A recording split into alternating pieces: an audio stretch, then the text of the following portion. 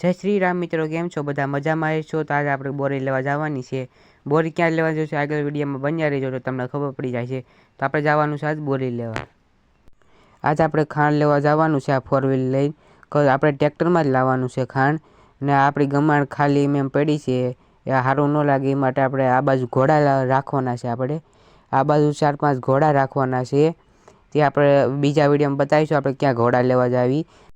તો હું ગાડી લઈને આવી ગયો છું આપણે દોસ્તારના ઘરે, કેમ કે એની પાસે બહુ સારી ખાંડ હોય છે. એ દુકાન રાખે છે એટલે એની પાસે ખાંડ છે. એને અરે વાત કરીને આપણે બિલ ડન કરી દેવી કેટલામાં દઈશું હું તમને આગળ કહું. આ બોરી છે આપણે લઈને જવાની છે આપણે ગાય માટે. આપણો દોસ્તાર માની ગયો છે પછી ટ્રેક્ટર લઈને આપણે આવી છે તો બોરી ગોઠવી દીધી આપણે. હવે આપણે નીકળીએ બોરી લઈને આપણે ગાય માટે. તો હું ને મારા દોસ્તાર નીકળી ગયા છે. એ છે આગળ ને હું છું વાહે. તો અમે બે હાલ્યા જ આવી છે હવે કે આપણે વાહે રહેવું પડે, એકાદી બોરી પડી ન જાય એ માટે આપણે વાહે રહેવું પડે. એ જાય છે આગળ ને આપણે જાય છે વાહે. તો ભાઈ આપણે પૂગી ગયા છીએ બોરી લઈને, ટ્રેક્ટર લઈને પૂગી ગયા આપણે. કાંઈ એટલો બધો વાંધો નથી આવ્યો, બહુ ભીરી છે એટલે બધું થોડુંક ધ્યાન રાખવું પડે એમ હતું. ટાયર બાય ફાટે ને એ બધું ધ્યાન રાખવું પડે. પૂગી જાય સેફલી પૂગી જશે એ. આપણે જોવું આપણે કેવી રીતે ઉતારીએ.